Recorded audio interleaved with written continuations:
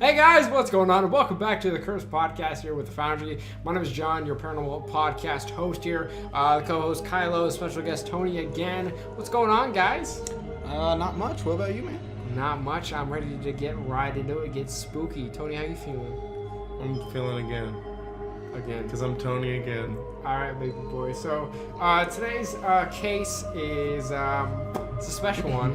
It is a viewer-requested case, and Kylo's actually had a little bit of interest in this. We are going to take a look at the Black-Eyed Kids today. It's a hip-hop group, right? Yeah! London Bridge. One of them saying that. And Fergalicious. Yeah. Just Fergie's one of the Black-Eyed Kids. Yeah, Black-Eyed Pete. So, did you guys know of Black-Eyed Kids before? Take a look at this. Yeah. Yeah, you did? Tony? You? For what? Did you know about the Black-Eyed Kids before, like, researching this case and stuff? Unfortunately. Yeah, you did? Okay, so... God, Kyle gave me the nastiest look. Did you tell this story, Tony? For people who are just curious. Oh, you just kept wanting to show me this movie. Yeah, a movie? While we were drinking at a bar. Literally sitting there doing nothing. I just wanted to show him a 3-minute video, and every time he's just like, everywhere else. I'm looking at booty and stuff. You can't. Is that a man? That's a man, alright. So that's your story, it's just that you kept trying to show you this video? Can you go into a little bit more detail? Was it a movie, fan-made thing, right? Yeah. It was a horror short. Okay, thank you. It was a shark film. You were not into it? Not at the time. Well, if you guys are interested, feel free to go check it out. It's Don't Let Them In. The BE case. Alright, so BE case. I knew a little bit about this as well. You told me a little bit about it too. Unfortunately, I saw the same short you did about the people writing, like it was a writer about it, right? Mm-hmm. Yeah, so interesting. Hey guys, so these, so the BK are a popular creepypasta, are more of an urban legend. And in my opinion, I know like we usually reserve our opinions and like thoughts towards like the end of the podcast, whether we decide they're real or not, but like they're very like heavily influenced by just media, I guess, and just strictly urban legend.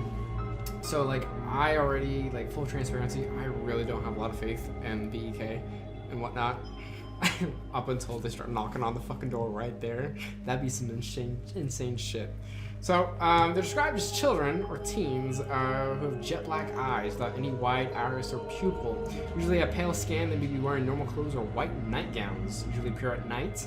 May knock on doors and windows asking to be let in, which I heard that. I thought of vampires. There's all like, my research. I'm just kidding.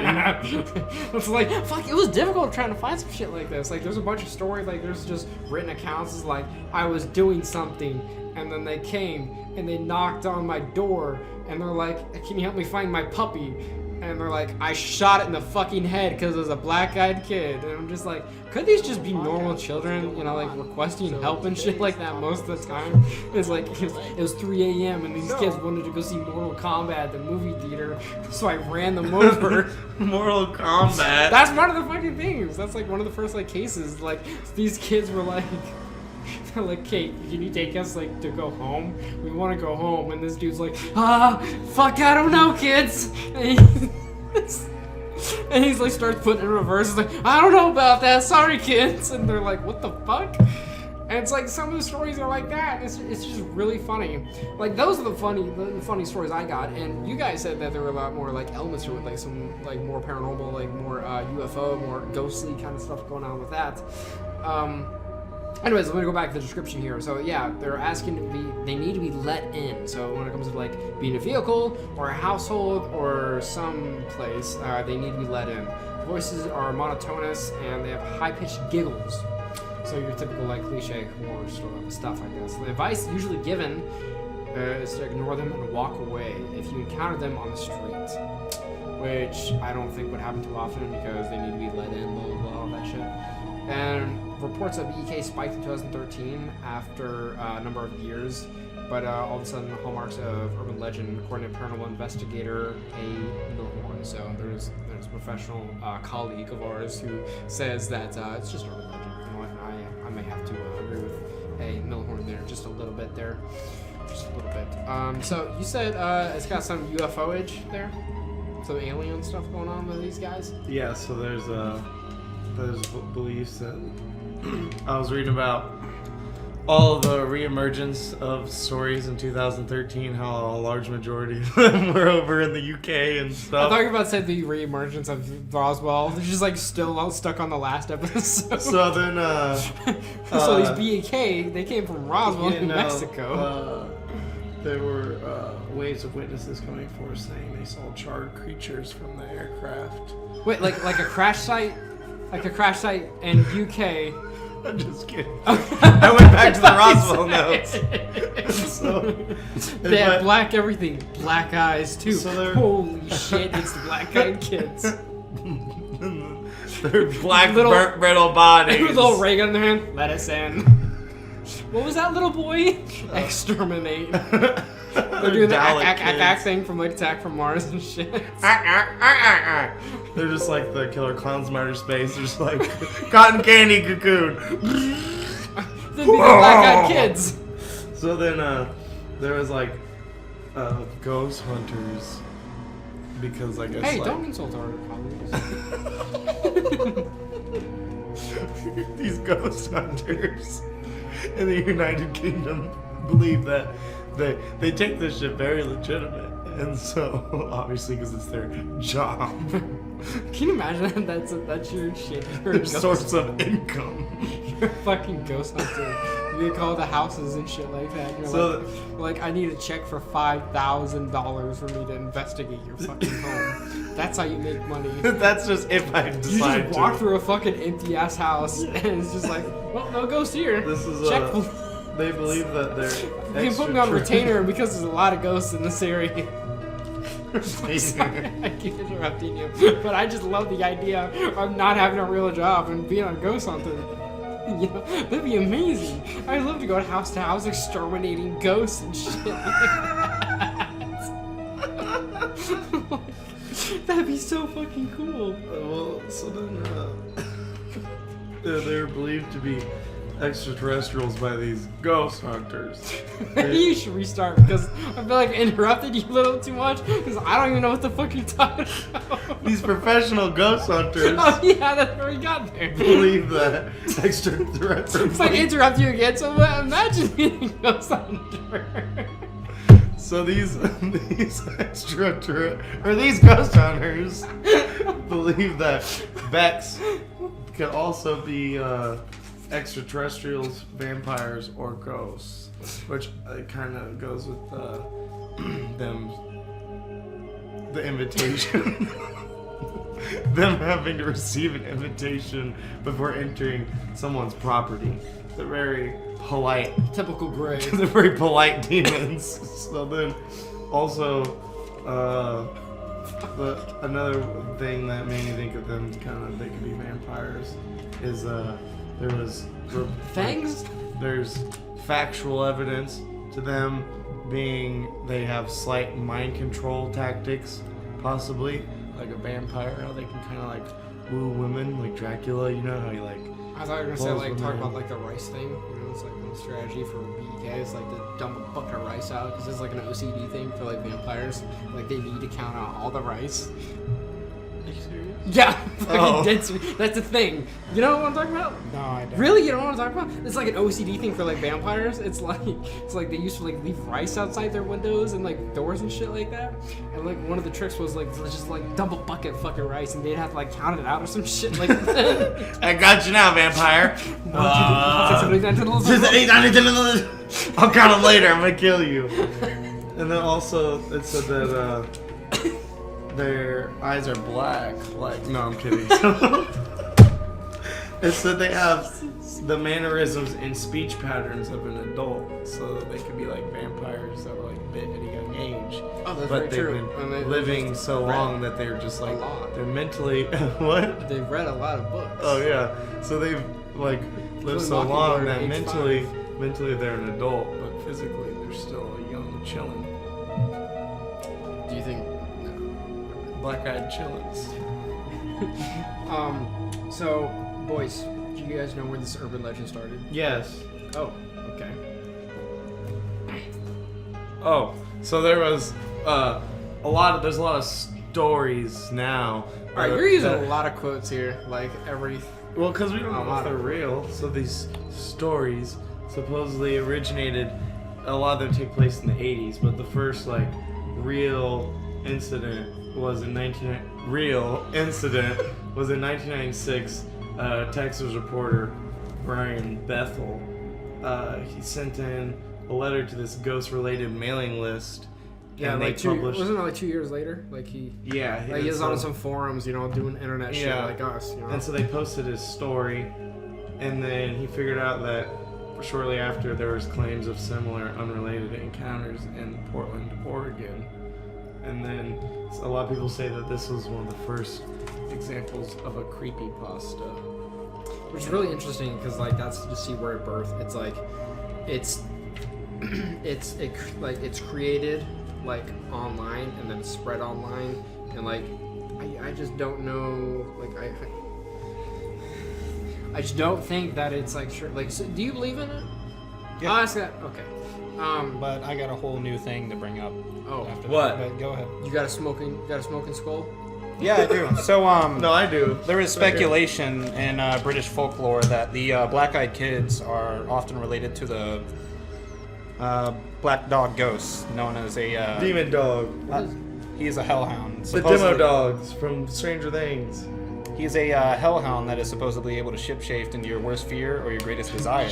So is it like Ship-shaped. is this like appear by like individuals Shape or is it shift, no. or is it like an actual like physical presence? Like that everyone I'm sorry, can see? what'd you ask? Is it like a physical presence that like everyone can see, or if it's just like is it like some scarecrow stuff where it's like just works on that individual person? As far as I know, everyone can see it. I don't know the answer. So like is it gonna be like nerve damage for me? Like that's what I'll see it as my worst fear, and like for what's your guys' worst fear? Saying ship-shaped again. I said shapeshift. You said ship-shaped. I can't get that out of my head. But So yeah. like the final cut. My worst fear? Yeah. Myself. Ah! Oh shit, It's a sorry. black-eyed kid version of yourself. I just looked in the monitor and I saw myself and got a little spooked. Oh shit. Fuck. So the demon dog. What's your worst fear? Is there? I just said nerve damage. What's yours? Demons. God. So they don't have to try too That's hard. Chris's worst fear too. They don't have to try too hard then, do they? Because they're already a demon. They don't really gotta do much shapeshifting. Supposedly, but to build off that a little bit real quick. I often think that when they ask to be let in to a house, like they don't ask specifically, like they're like, let me in. They don't say let me into the house or let me into the car or anything, and there's no real accounts of them just approaching people on the streets. Yeah, I feel like it's usually like if a like person's in a car or a house. so. What I assume whenever they ask to be let in, they're wanting to be let inside, not sexually, let inside you to take your soul. God, I said not sexually. Well, how do you know? Which it's not made me sexual? think about it more sexually. Counterproductive. Should have thought that one through. You shouldn't have said the word Reverse sexual. psychology. Well, I knew one of you guys were gonna laugh at that and make a joke out of it. Well, no, I that's what I was gonna say is like let me in, like let me into your soul kind of thing. Like Maybe that. they should pay the troll toll to get in. To that boy's hole. So so I have a story here. So Bethel, do you have the story of Brian Bethel? Yeah, I do. Is the Mortal Kombat one? No, what? We got different stories from the same dude. This is the Mortal Is the dude in a car? Kombat. No, the Brian Bethel story that I had was him being, like, it doesn't go into too much detail, but he was approached by two black-eyed kids and basically just told them to go away. And they don't travel in more than couples. They always, the most is know, pairs, is why? what I read. I don't know, it said they're either single or in pairs. That's it. I've got an accountant, first-hand accountant for Brian Bethel, which has a lot of detail. Do you want to read your story and then we can do mine? Because I think it might be the same story. I just basically said my story. Oh, okay. So What listen, happened? Brian Bethel, the guy who put the story up. So apparently he this sent is his it to story. the here. ghost-related mailing list. So it says he was parked in his car in front of a movie theater, and one evening, making out a check to drop off for his internet provider, two boys, aged 9 to 12, wearing hoodies, knocked on his driver's side car window. I was immediately gripped by. Gropes. was really groped. So by he it. got scared real quick, and he had no idea why. He just didn't know. He was just instantly scared. So he cracked the car window and leaned out, and they wanted to ride home to get money to go see Mortal Kombat movie playing at the movie theater. And then he said, "Oh shit, you got shitty taste in movies, kids. I'm out of here." But throughout the entire exchange, the irrational fear continued to grow. I had no reason to be frightened of these two boys, but I was. Then my mind exploded in a vortex of all-consuming terror. Both boys stared at me with cold, black eyes, soulless orbs. I full-on freaked out inside while trying to appear completely sane and calm. I made whatever excuses come to mind, and all of them designed to get me the hell out of there. I wrapped my hand around the gear shift and put the car in reverse and began to roll up the window. I apologized to the kids. My fear must have been evident. The boy in the back had a look of confusion. The other boy banged sharply on the window as I rolled it up. His words, full of anger, echoed my mind. Even thought, we can't come in unless you tell us it's okay to let us in. Hey guys, what's going on? We're the Foundry, and we're back at it on another paranormal. Yeah. So then after that, we had a bunch of increased sightings and shit like that in the story. So people, you know what the brain does? It tries to rationalize things most of the time. You know, you see something in the dark, and your brain thinks like, oh, it's probably a spooky monster when it's just a tree. Or like one night I was laying in bed and I look over in my chair and I have a jacket on it, and I think to myself, I'm like, why the fuck is there a man in my room? And then I'm like, that's a chair. You know, your brain like makes shit up that, you know, to make sense. And I feel like that's what happened a lot of times with this stuff. Like, even if people were like, maybe they were just spooked out because like it's late, he's by himself, and two kids just randomly pop up and just start knocking on the door on his window, just asking for fucking money or rides home or shit like that. It's a Mortal Kombat. I know, right? Mortal Kombat's scary enough. At least it was an Annihilation. Otherwise, he probably would have run them fucking kids down. I like the second one better than the first one. That explains a lot. But I'm just not a big fan. Like, I mean, like, it's definitely interesting. It's a good story, you know. Like, please let us in. You know, they kind of like, you just don't know that it's vampiric or ghostly or alien. Or, I just think like the whole Sindel arc is like way better than the Shane Sun arc of the first movie.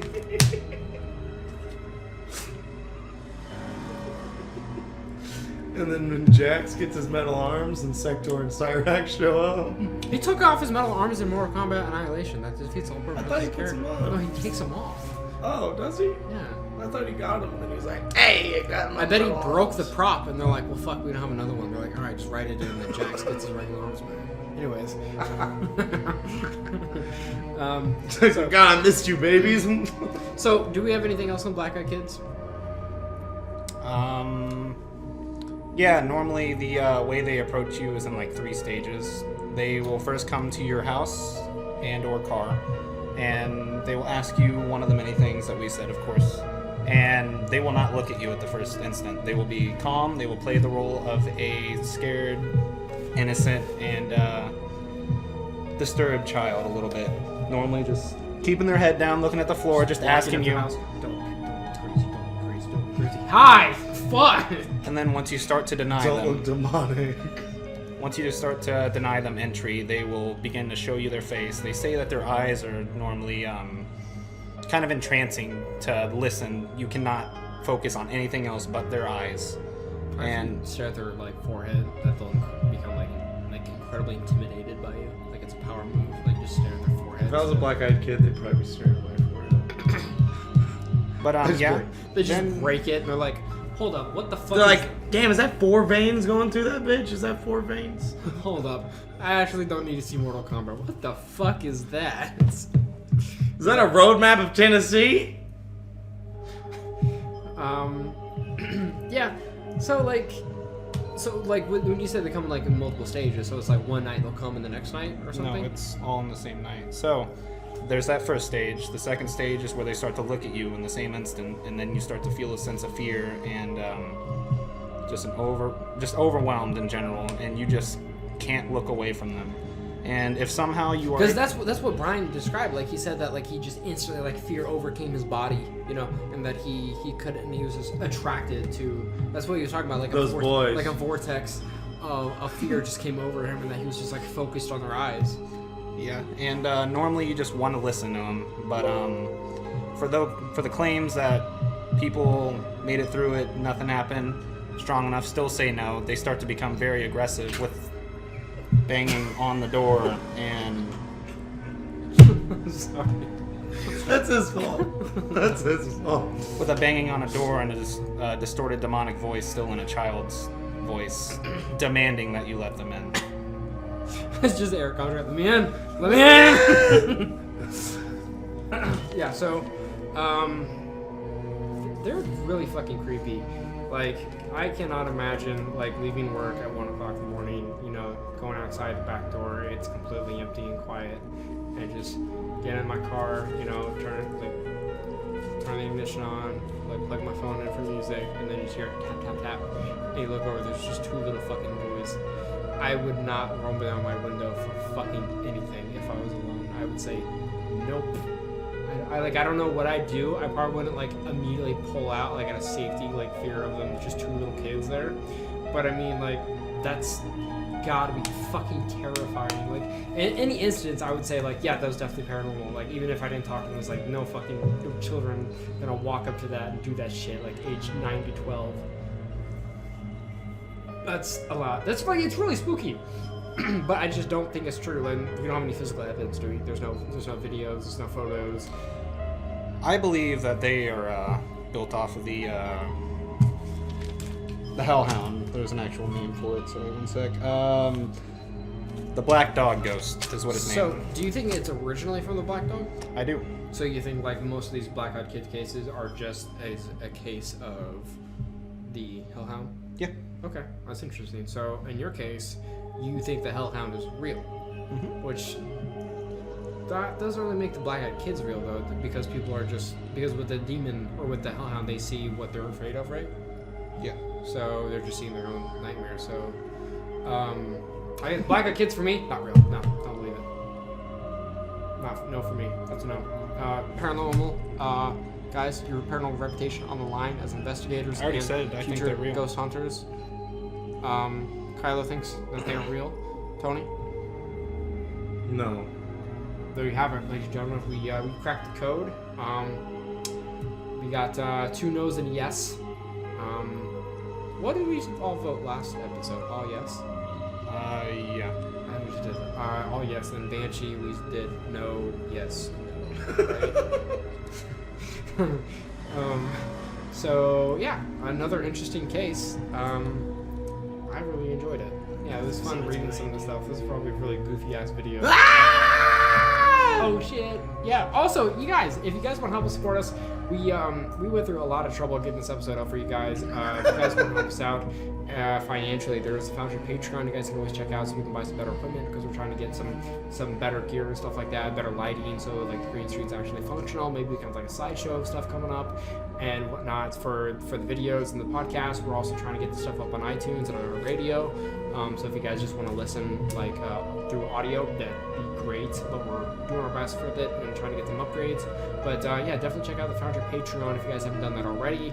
And all of our individual stuff are in the other channels list there on the Foundry channel itself. And we'll see you guys later on the next podcast. Also, leave your suggestions down below in the comments. And thanks again, guys, and we'll see you.